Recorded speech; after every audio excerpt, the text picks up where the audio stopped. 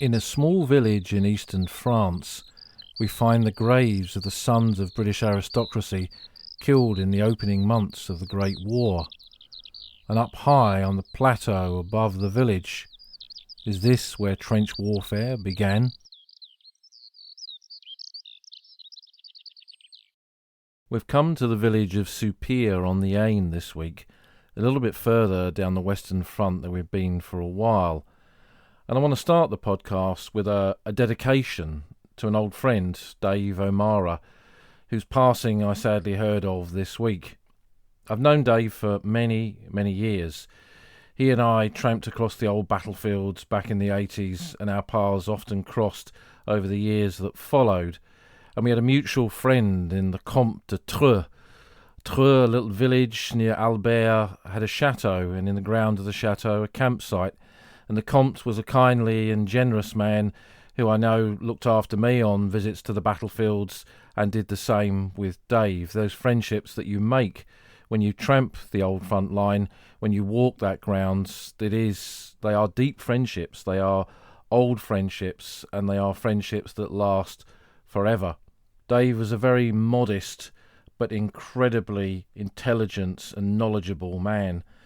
A guy that had written some fantastic books, put that knowledge into print with pen and sword in the Battleground series, where he looked at the French sector of the Somme, and he brought an awareness and greater knowledge of the French contribution to the Great War to an English audience in a way that few have done over the years, and he had a lot more planned. So this week's episode is dedicated to Dave. He was a master of taking us off the beaten track along the Western Front, and we think of both him and his family at this time. So where are we this week? The village of Soupir sits in a river valley, the river of the Aisne. In 1914, the British Expeditionary Force had fought its first battle at Mons, and then the retreats from Mons had followed. That long retreat that took it over 200 miles from Mons down to the Marne.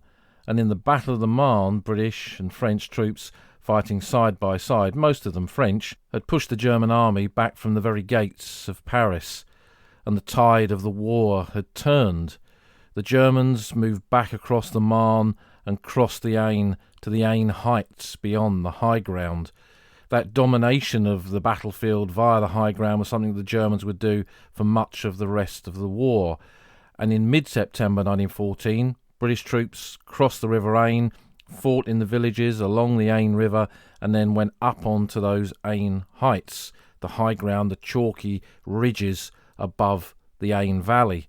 And Soupir is a classic example of this, with the village nestling in the valley, with the river beyond, and then above it, those chalk uplands where the high ground was, where the fighting reached its pinnacle. And following the establishment of the line there, it would pretty much not move until much later battles in the war involving the French army. By the time of the fighting in the village of Soupir and right along the Aisne, the British Expeditionary Force had been on the road for quite some time. We looked in the previous episode of the podcast at the difficulties in supplying the BEF in that early phase of the war. So you might ask yourself, what was the state of the BEF, the British Expeditionary Force, at this point in the conflict as it was about to go into action on the Aisne? Well, quite a few of the battalions that fought in this area had been fighting constantly since Mons. Not all of them had been directly involved in the fighting at Mons, but they'd have been involved in the retreat, and the Guards units that would play a very heavy role in the operations at Soupir had fought in a rearguard action at Landrecies in August. All of these units had suffered casualties, and in the fluid movement of these battalions, it wasn't possible until they got to this area where they essentially stood still for a minute to actually replace those men. So some of the soldiers that arrived in time for the battles here and then replaced men lost in the fighting at locations like Soupir were the reservists who'd been called up at the beginning of the war, sent to the regimental depot, whichever regiment it was, to await the orders to go overseas. And with the losses, they were sent as replacements. But while battalions had marched to war in August 1914 pretty much at full strength, with just over 1,000 officers and men, by the time of the fighting on the Aisne, very few of them had numbers like that. Probably most of them were down to about 600 or 700 men. So when the British units came to Soupir as part of that Battle of the Aisne, they found a small village with a small French population, dominated by the grounds and the site of a chateau, and above it some woods and open farmland where the fighting would take place. Soupir sat very close to the front line for most of the Great War, and it was damaged by shellfire, but nestling in the banks of the valley of the Aisne River, it wasn't quite as demolished as some locations were on the Western Front. So when you come here today, and I remember back in the early 90s coming here for the first time with some old friends from Reading, Maurice Johnson and Colin Fox, it was amazing to discover buildings in this village that dated back to the period before the Great War and showed signs of battle damage. And that very first time I walked down the main street of Soupir, where we're starting this walk, and I'll put a map on the podcast website, I was walking down this street when I noticed that a vehicle had clipped the side of the curb, and it wasn't a solid curb, it was a grass curb, and it knocked some of the earth away. And I could see something green in that earth, and when I bent down to pick it up, I realised that it was a .303 British cartridge case. I lifted it up and turned it over. It was fired. There was an impression in the cap at the base of the cartridge, and the date was pre-First World War. So this was almost certainly a cartridge dropped from the rifle of a British soldier during that fighting here in September of 1914. And this is the amazing time capsule that battlefields of the Great War like this are, that you can come and connect directly to history in this way by the artefacts, whether big or small, that you find as you wander around them. Walking through the village, we come to the ornate gates of a chateau entrance. The chateau was destroyed in the Great War and was never rebuilt. There are archways that were part of it, some of the chateau entrances like this one, and part of the chateau wall, but the estates, the building, everything else, that's all gone. And when the British came here and saw that original building that once stood on this spot, I often wonder whether they knew of the story, the recent history of the chateau that had rocked France. So what do I mean by this? Well, before the war, the chateau had been owned by Gaston Calmette, who was the owner of Le Figaro, one of the most important newspapers in France. And in the years before the Great War, there had been a big battle between the left and the right in French politics. Under his editorship of Le Figaro, he tried to discredit the government, including Joseph Caillou, who was the Minister of Finance. Caillou was by then married to his former mistress, Henriette, but Calmette started to publish their love letters that would of course expose the affair that they'd had when he was still married and would potentially cause scandal within France. So shocked and disturbed by the publication of these letters, Henriette stormed to the Figaro offices, armed with an automatic pistol, and shot Gaston Calmette dead.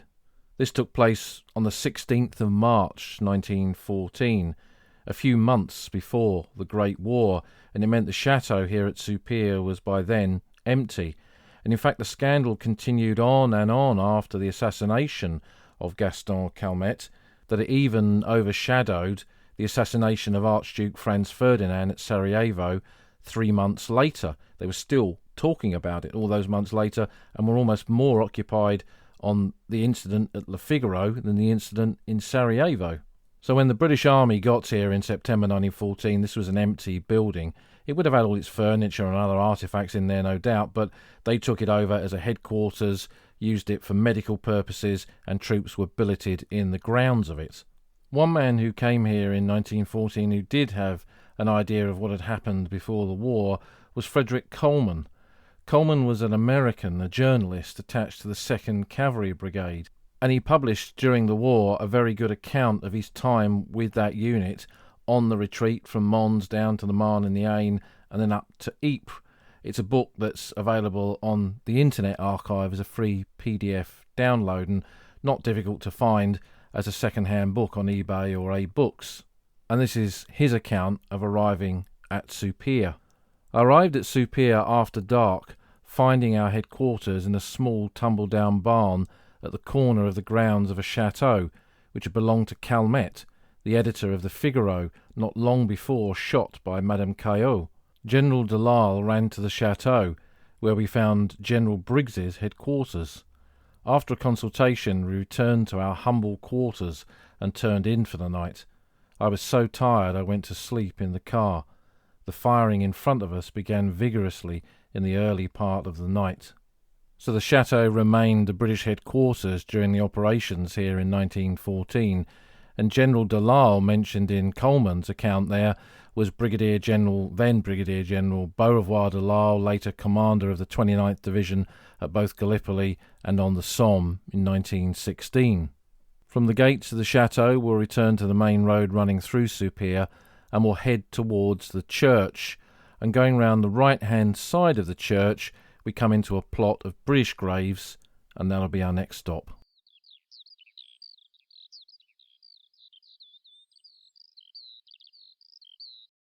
As we open the cemetery gates, we come into Soupir churchyard.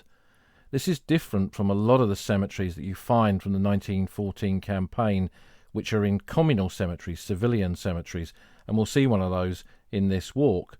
But this is a churchyard. There are no other graves here apart from the war graves, and this is a small British plot. Soupir Church that we've just walked round is the original church that was here in 1914. So even in this village, close to the front line, incredibly, the church survived. I would guess that the upper stories of it and the roof was blown off by the end of the war, but the main structure of the building survived the bombardments. And you can see, as you walk round it, the impact marks in the stone from artillery fire at different points in the war. The site has now been classed as an historic monument, and as we come in we can see the rows of graves, the Portland headstones just ahead of us, and one of the first graves that we see on the right hand side is Lieutenant Hugh Mockler Ferryman, who was from the 2nd Battalion Oxon Bucks Light Infantry, and they spent quite a lot of time up in the front line area around Soupir following the initial fighting on the Aisne. His parents came from Tavistock in Devon, and he was killed on the 16th of September 1914. His father was a senior officer and had served in the Oxon Bucks Light Infantry himself, and he took on the writing and publication of the regimental history of the regiment after the war, and he wrote a very good account of the 2nd Battalion's actions in the retreat from Mons and indeed the whole 1914 campaign. Was it one way for him to memorialise his son to take on the writing of the wider regimental history, a way to ensure that his son and the men who died alongside his son in battles like this were immortalised forevermore? We've discussed this before with how Kipling took on the writing of the history of the Irish Guards following the death of his son John at Lewes in 1915. Mockler Ferryman was not a writer like Kipling, but this was his modest way of contributing something to the greater understanding of loss and the service and sacrifice of men in the Great War. This small cemetery was started by frontline units, therefore, during that Aisne fighting in September 1914, and also field ambulances of the Royal Army Medical Corps made burials here as parts of the chateau were not just headquarters, there was a dressing station there, so the wounded brought down from the woods or the fields on the heights above the village were treated for their wounds in the chateau, and some men died of their wounds. Again, as good as our medical facilities were, they couldn't save everybody, and men died here and were buried in this churchyard. There are only 36 graves here, so it is a very small burial site, and they all date from September or October of 1914. 6 of the men are unidentified, and there are 2 special memorials to men whose graves were lost in later fighting. And when you walk along the graves that are in here, and it being so small, you can slowly and carefully examine every one of them.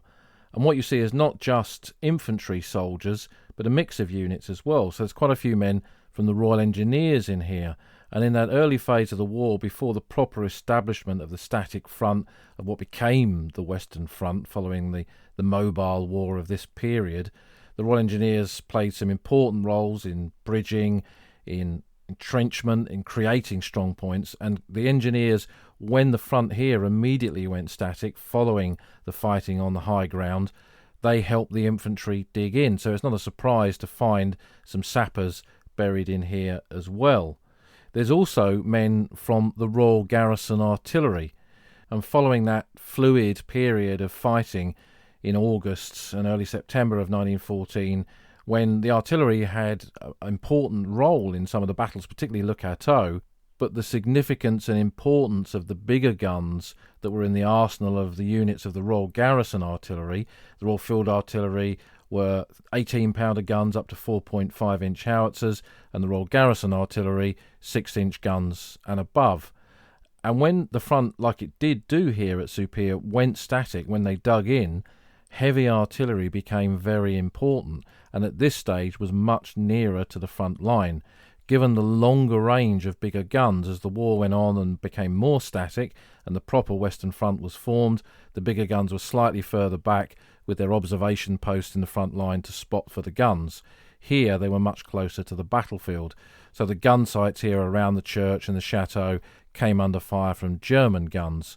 And at this stage there were aircraft in the sky above the battlefields, used almost exclusively in a reconnaissance role. They had not yet armed aircraft in the way that they were only a few months later. An aerial observation of targets on the battlefield was something that both sides were doing. So I would guess that something like this has happened because there was no direct line of sight from the German positions on the ridge above the village down to the area around the chateau. The guns have been spotted and some casualties have occurred. All these men could be part of an observation team that had gone forward to spot for the guns up on the high ground and been killed up there. Another grave of an Ox and Bucks Light Infantry officer buried here close to Mockler Ferryman is Lieutenant Reginald George Worthington. He was from Reading, and when I first came to this cemetery I was living in Reading at that time. A regular soldier, he'd been educated at Charterhouse Public School and was gazetted into the Ox and Bucks in 1904. He was assistant adjutant and scout officer before the war, rising to the rank of lieutenant in 1911. He was one of the first men of the British Expeditionary Force to be awarded the Légion d'honneur by the French in 1914. Both sides exchanged medals as a mark of respect for the sacrifice and service of each nation's soldiers. We gave British medals to the French, and the French decorated some of our soldiers, and very often these were for specific acts of gallantry. In his case, it seems to be general bravery during that period of the retreat from Mons, leading to the fighting down here on the Marne and the Aisne. His obituary and photograph appears in a book called The Bond of Sacrifice, and this was a 2-volume set that was published in 1915 and 16, listing the obituaries of officers killed in the early phase of the war. The idea was to continue to publish this throughout the war to memorialise the officers who had fallen on the front line. But as the Western Front began its offensives in 1915 and the Gallipoli campaign began, it was clear that the scale of officer casualties was so big that this was just impossible, and the task was discontinued. It was never finished. And that 2-volume set, which was republished a couple of times over the years, is a fantastic roll of honour to have, particularly when you come to visit the battlefields of the early period of the war. I have an original copy given to me by my old friend Jack Stratford, who was a big medal collector, and he'd had quite a few casualty groups to officers killed in the 1914 campaign. And when I began to visit these battlefields down here at Mons and looking at the fighting in the First Battle of Ypres, I would often pop over to see him at his house in Polegate in Sussex and look some of these lads up. And he knew how much I loved this book and very kindly left me his copy in his will. And it's something that I've flicked through in the preparation for this podcast episode. It's great to turn the pages and see the photographs of those officers who died in 1914. This is what brings the headstones in the cemeteries and the battlefields of the Great War alive, the stories of people, some extraordinary people. But sadly as well, when you turn those pages, you realise these are men who never fulfilled their true potential because the cruel hand of war cut their lives short.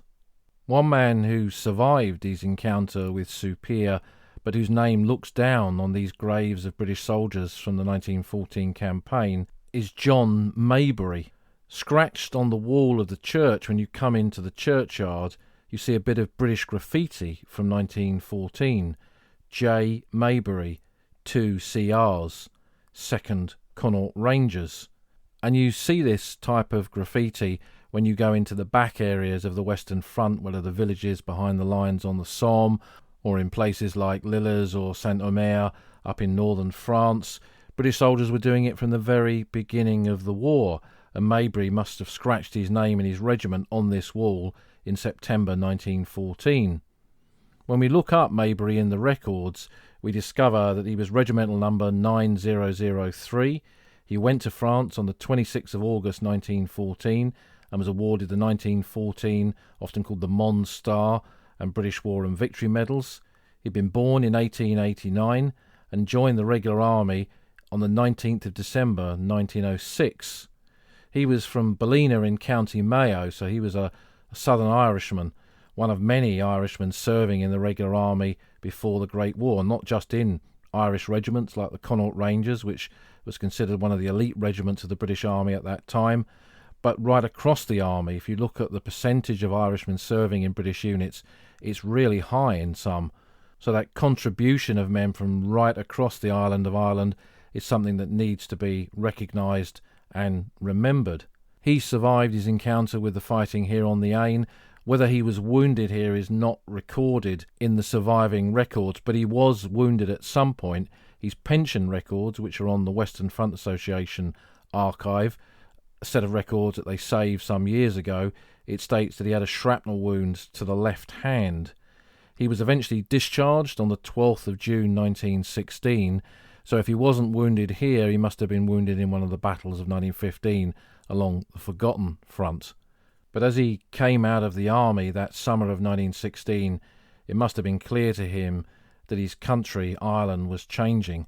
The events in Dublin that Easter had changed Ireland forever, and within a few years Ireland was partitioned, with Northern Ireland remaining part of Great Britain and Southern Ireland becoming its own country.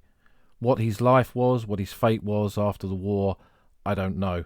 I like to think that Maybury, having walked these paths here and climbed the heights above Soupir, went on to live a long life, and perhaps there are descendants in Ireland today who have no idea that he left his mark on this wall in a church in eastern France. From the churchyard we'll return to the main street of Soupir, and then we'll take a winding little road that goes up through the village to a point close to the wooded area where we'll find the communal cemetery, and that'll be our next stop.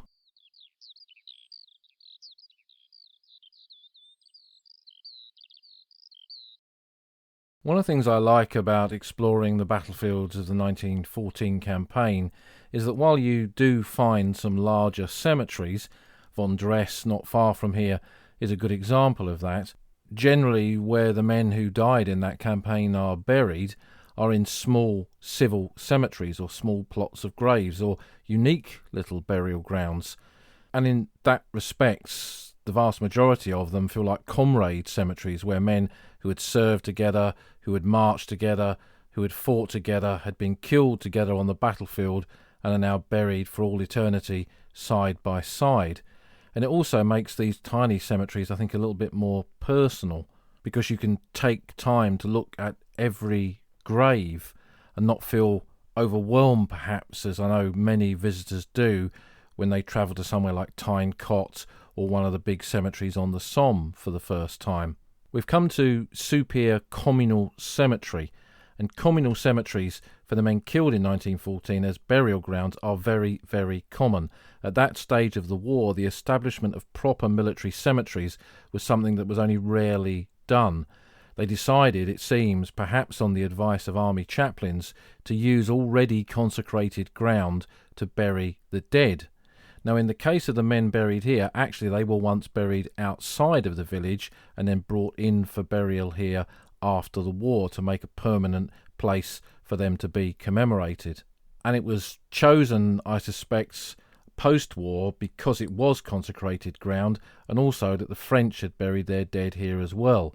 So after the British left in the autumn of 1914 and the French army occupied this sector for the rest of the war, they had made 22 burials on this site, perhaps more than that, because some of those could have been removed and then taken back to their own cemetery in France, or perhaps to a bigger French cemetery. And on the outskirts of Soupir, and that is another story for another day, there is a large French cemetery, there are German burials, and further down the valley there are even Italian burials in their own Italian military cemetery. And we'll look at that international commemoration of the dead another day.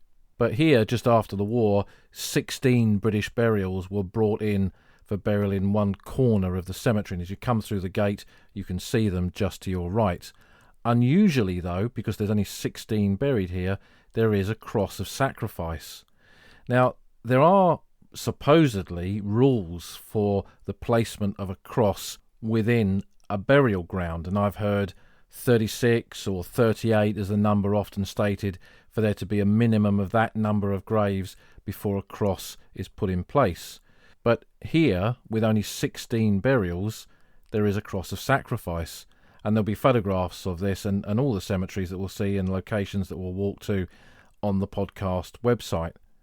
So how come there's a cross here? Well, as we'll discover, the men that are buried here had a lot of connections in civil life, and perhaps their families were able to secure the placement of a cross of sacrifice here in a way that wouldn't have been possible if all these men had just been guardsmen or private soldiers of an ordinary infantry regiment.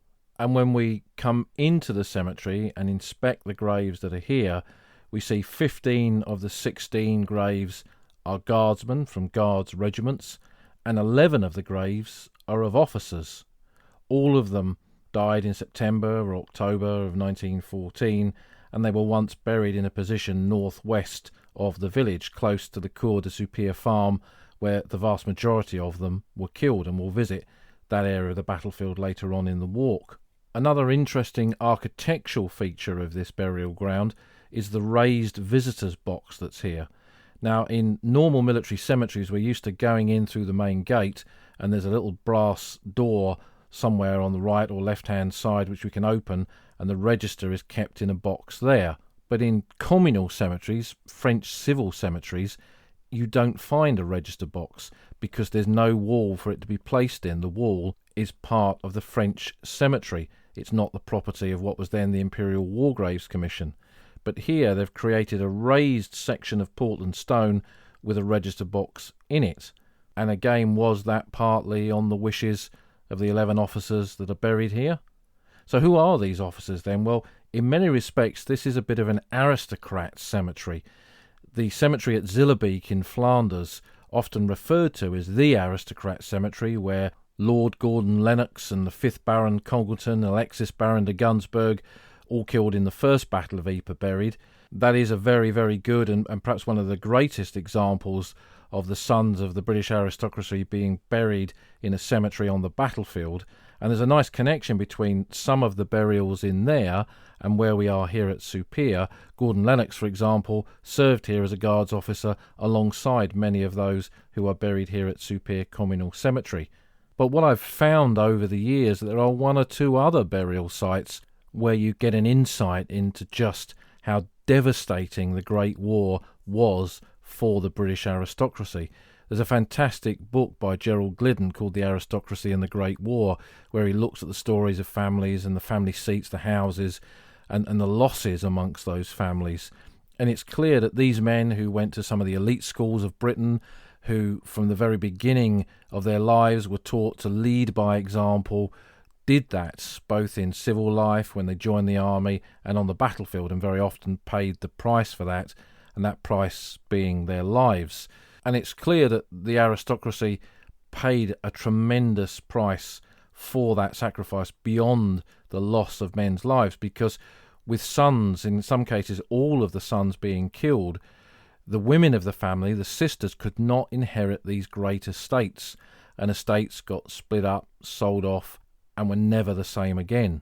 And when we stand in a tiny communal cemetery like this, looking at just these 11 graves of officers, we can see what a rupture the Great War was for British society. In so many ways, it was just never the same again.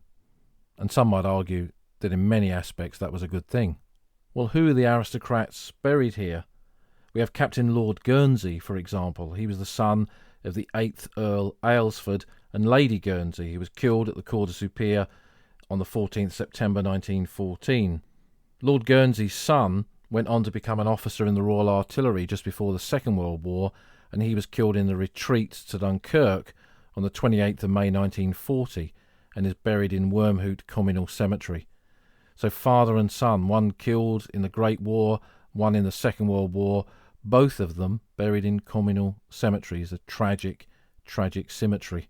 Close by is Captain Lord Arthur Vincent Hay of the Irish Guards, killed the same day on the 14th of September, aged 25.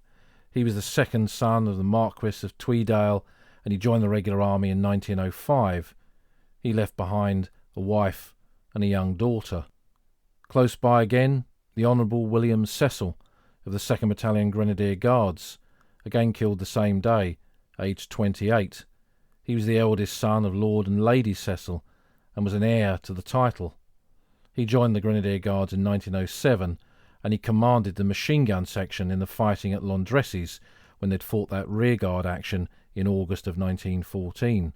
He was posthumously mentioned in dispatches and had been awarded the Military Cross, one of the very first officers of the British Army to be awarded that decoration for the 1914 campaign. It was a new medal that King George V had instituted after the campaign was over to recognise the incredible bravery, the brave deeds that young officers had performed on the battlefield. And when you look into the circumstances behind the awards of some of these military crosses for that early period of the conflict, you discover stories and citations for the MC that read almost like they should be for the Victoria Cross. And then, close by again, Lieutenant Frederick Devoe, also 2nd Battalion Grenadier Guards, killed the same day, aged 24. He was the youngest son of Sir William and Lady Devoe. Now, another thing that many of these aristocrats and the other officers buried around them have in common was their education. A very large number of the men that we've already mentioned, and others like Richard Lockwood, John Pickersgill Cunliffe, Richard Welby and Captain H.H. Berners, had all been killed here, but all of them had gone to the same school, Eton. These were old Etonians. Now, after the war, Eton published a memorial volume on beautiful handmade paper that listed all of the Etonians who had served in the war and some details about them. And tucked into it was a supplement, which I'm holding in my hands now, again on this beautifully handmade paper, that lists all of the Etonians who were killed in the Great War. It says, there is given in the following pages information as to the places where the 1,031 Etonians whose deaths are attributable to enemy action were killed or received a fatal wound. And it says in red in quotes, "If our time be come, let us die manfully for our brethren, and let us not stain our honour." And honour, I think, was a word that meant a lot to the men of that generation, not just the officer class, not just the highly educated class, but ordinary men as well. A word that perhaps has somehow faded a bit in the century or more since the Great War, perhaps because of the Great War. Who knows? But holding this list here now, for each year of the war it lists the men, and you'll hear me turn some of the pages now. And I think there is over 200 names for the 1914 campaign alone. And for each man, it lists their name and where they died. And when I look through the list, Soupir comes up again and again. Captain C.W. Banbury, Soupir. Captain the Honourable W.A. Cecil, Soupir. And it goes on. And it shows that even in just one battle, a school like Eton could be affected by the losses to such a great degree. As we come out of the communal cemetery by the gates, ahead of us is the beginning of a wooded area, and this is a wooded part of the village of Soupir that leads up towards the escarpment of the high ground where the fields are. And back in the 90s I came here with some friends from Reading, and on the instigation of my old pal Maurice Johnson, who'd got permission for us to go into these woods, we had a trek in there to see what we could find from the Great War. Maurice had researched the fighting on the Aisne to a great degree. He'd really looked into it through the war diaries and the personal accounts, and back in the day he used to give a very good talk on this to branches of the Western Front Association. So armed with some of the maps, the hand sketches that he'd found in the war diaries, we went off into the woods to see what we could find there. And it was amazing as we walked through those woods. The signs of the Great War were everywhere. You could see shell holes and trenches. Most of this, I suspect, from the later fighting. But Maurice had found a map that showed one of the sheer faces of the escarpment here where they'd marked on the positions of headquarters, so dugouts for some of the officers and the command posts. And we were able to follow this map, hand-drawn by an officer in 1914, through the wilderness of this modern wooded area, an area that had recovered since the Great War, but which its paths seemingly were the same, and make our way to that sheer escarpment where these dugouts and these command posts had been. And lo and behold, we found them. They were still there, so far off the beaten track, so far away from the houses of Soupir, and this was an area that was predominantly, and is today, used for hunting, which is why you shouldn't just wander in there, because at certain times of the year it's full of Frenchmen hunting wild boar, for example, and there are wild boar in these woods, so you've got to be careful of that. But as we went in there and we got to the escarpment, there they were. There were the dugouts. You could see them. They matched exactly the hand-drawn map that Morris had found. And when one of our group went into one of the dugouts, we didn't find anything from the 1914 period, but propped up against the side of one of these positions was an upside-down French 75mm shell case with a little hook welded onto the base of it where it had once hung as a gas alarm. So there was a little souvenir of the French occupation of this bit of ground that they'd taken over from the British.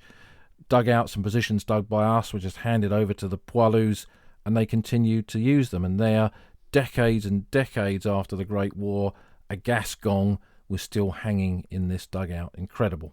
So these types of explorations can be great, and always, as we did, get the permission of landowners to do this kind of stuff, because it means you're doing it properly and safely. And it shows just what there is left to find. We often say that the last page of the Great War will never be turned, but I think in exploring the battlefields there is always something new out there to go and find and explore, and tying that in with first-hand accounts and original records, that's what brings this landscape alive. So we'll move away from the communal cemetery, back down that little windy road into the village. We'll go through the village to the far side and take another road that'll wind us up the sheer slopes of the ridgeline up onto that vast chalk open land between the wooded areas towards the Cour de Soupir farm, and that'll be our next stop.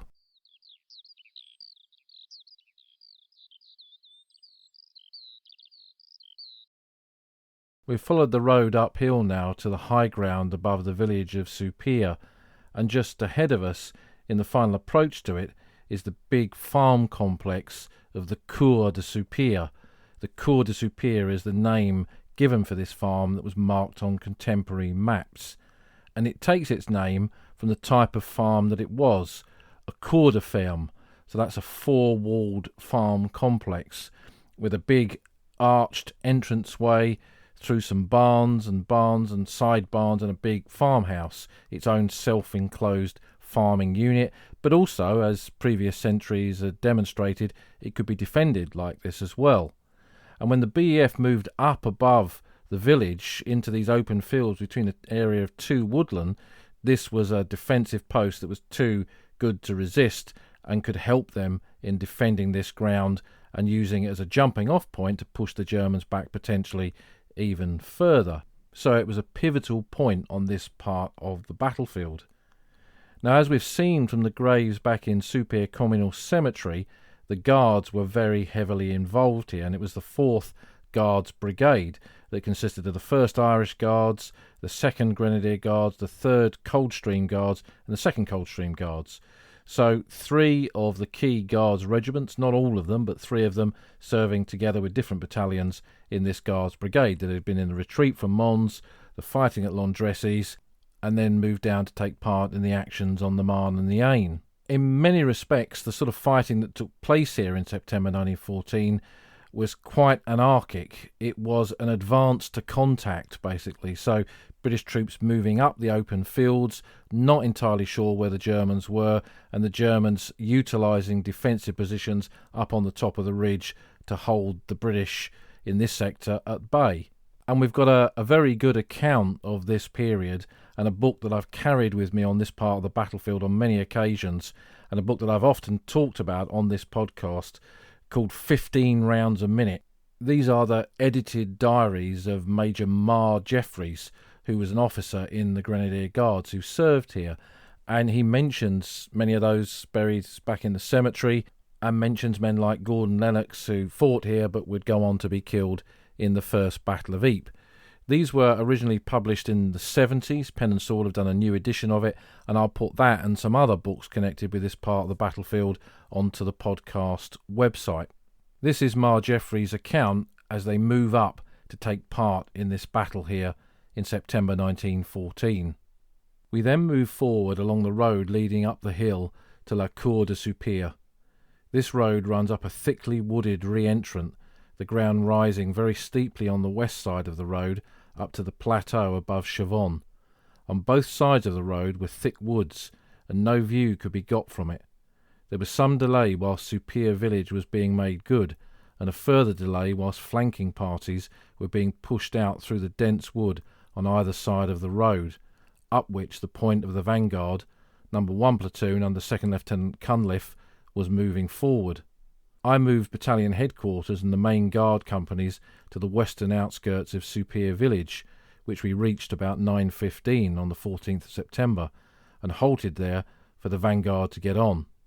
As Marjeffrys moved up and his men had got to the farm, what they'd discovered is that the farm was not occupied by the Germans, but it was occupied by the Connaught Rangers. No one had told them that the Connaught Rangers were even there, and this shows how command and control on the battlefield and communications between units at this stage of the war was pretty poor. The Connaughts had moved up, taken the farm under their own initiative, and John Maybury, who we spoke about, whose name is engraved on the church wall at Soupir, he must have been one of those men in the farm at that stage. So the Guards Brigade moved up and set up its line either side of the farm, with the farm, if you like, as a firm base, and then the fighting revolved around the fields beyond towards the very crest of this ridge, which is quite flat when you see, and you'll get up there to the next position that we'll visit called La Croix sans Tête. And the confused nature of the fighting here continued. Marjeffrys relates this incident involving German soldiers when he'd ordered an advance. At 12 o'clock the order was given to advance, but as our men got up to go forward, a large number of Germans, at least 200, who had been lying flat in the root field, suddenly rose to their feet and ran forward with their hands up. It was said that further away to the left a white flag was raised, but I did not see this. Unfortunately, men of all units, Grenadiers, Coldstreams, Connaught Rangers and Irish Guards, rushed forward to seize prisoners, and though both Matheson and I shouted to them to stand fast, we could not stop them, and a confused mass of British and German soldiers was the result. On this mass the Germans in the rear at once opened fire, causing a number of casualties. The British, dragging their prisoners, fell back to the edge of the sunken road just north of the farm, and to the edge of the woods east of it, and reorganisation of the troops took place, now more mixed up than ever, and it became a difficult matter. I don't believe there was any intentional treachery on the part of the Germans. Their leading line had had enough and meant to surrender. Incidentally, they had hardly any ammunition left. Their supports in the rear, however, had no intention of surrendering, and opened fire when they got a good target. I had no idea what good cover a root field could give to men lying down. They were as invisible in it as partridges. And it was incidents like this which Marjeffrys explains he doesn't believe was an intentional thing, where the Germans give indication of surrender and then the Germans behind them open fire.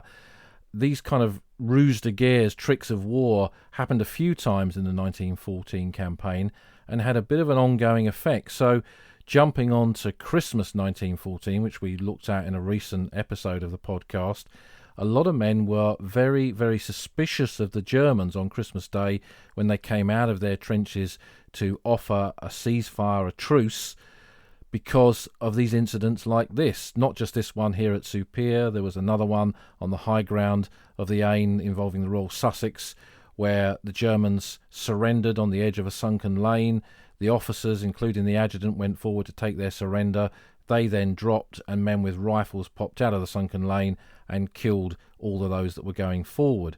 So this reluctance on the part of the British to believe the intentions of the German carried forward to Christmas Day, which is why in some sectors men were not that keen or very, very unwilling to take part in a Christmas truce offered to them by the Germans, because they thought what lay behind this, what was the Germans' true intentions.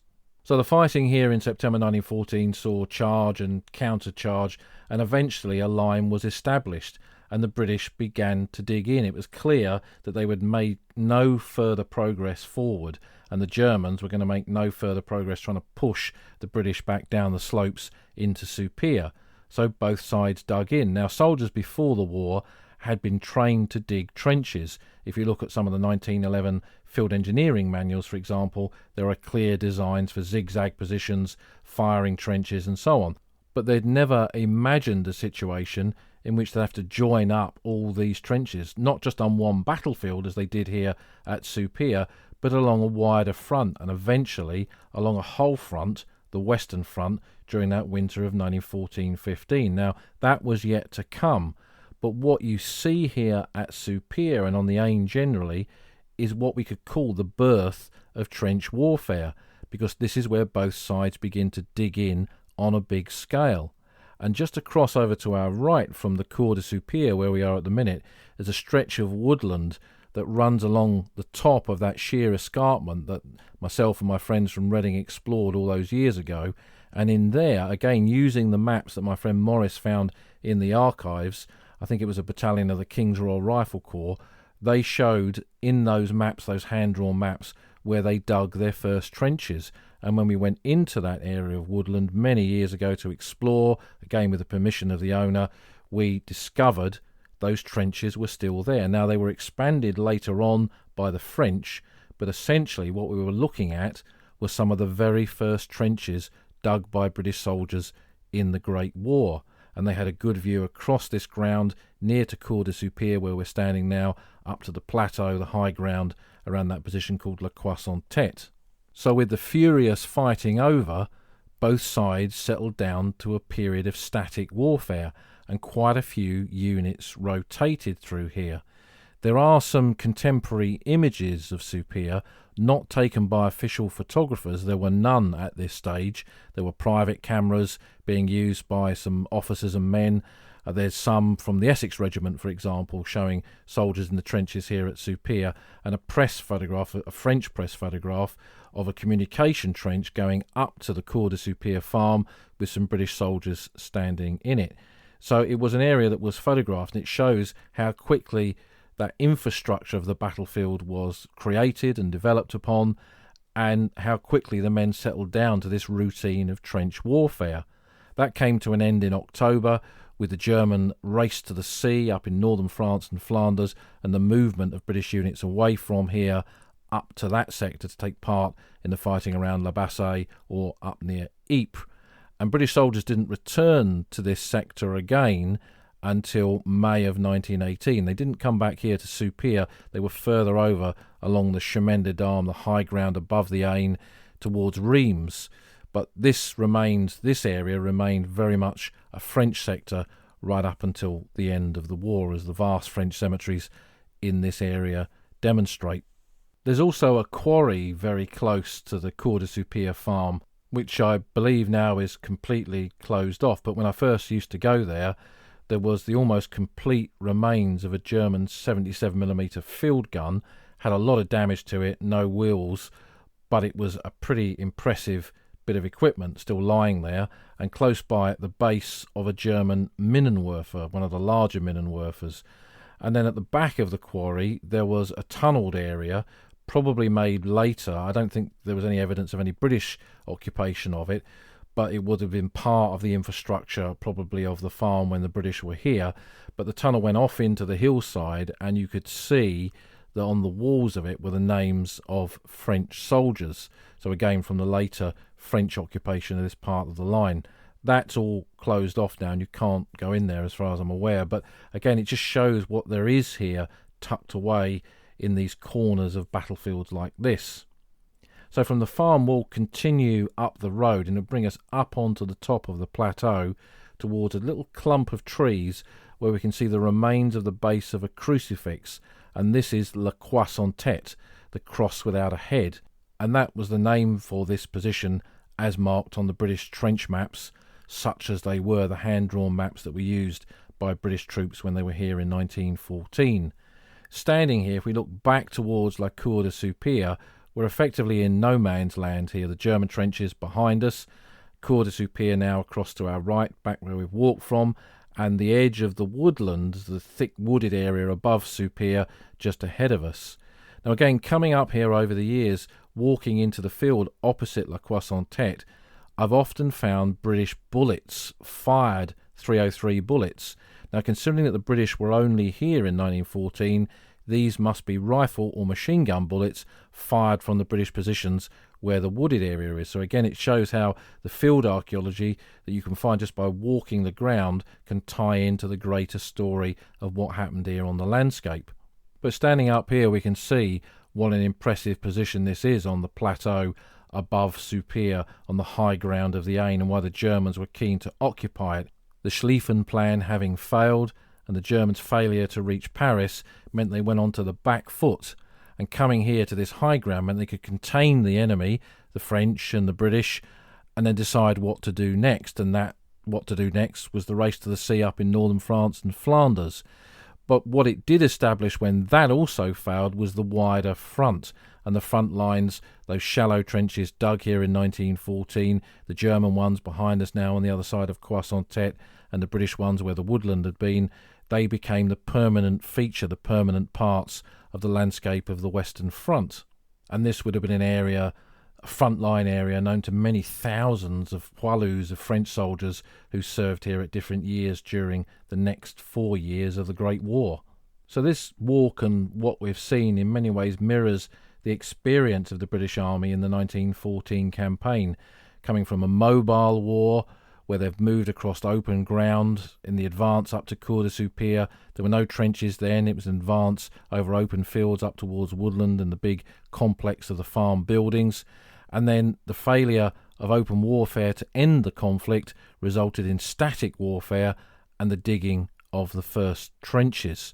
In many ways, when we stand here and look towards that woodland and think those first trenches are there, the first trenches dug by British Tommies across this landscape of the Western Front, a front that at that stage didn't even really have a name. But this is where, in many ways, it all began. The dark troglodyte world of the Great War, of the trenches of France and Flanders. This is where it started. This is where that war that we think of every time we think of the Great War, of trenches and barbed wire and no man's land, this is where it all began. This was the genesis of the Old Front Line.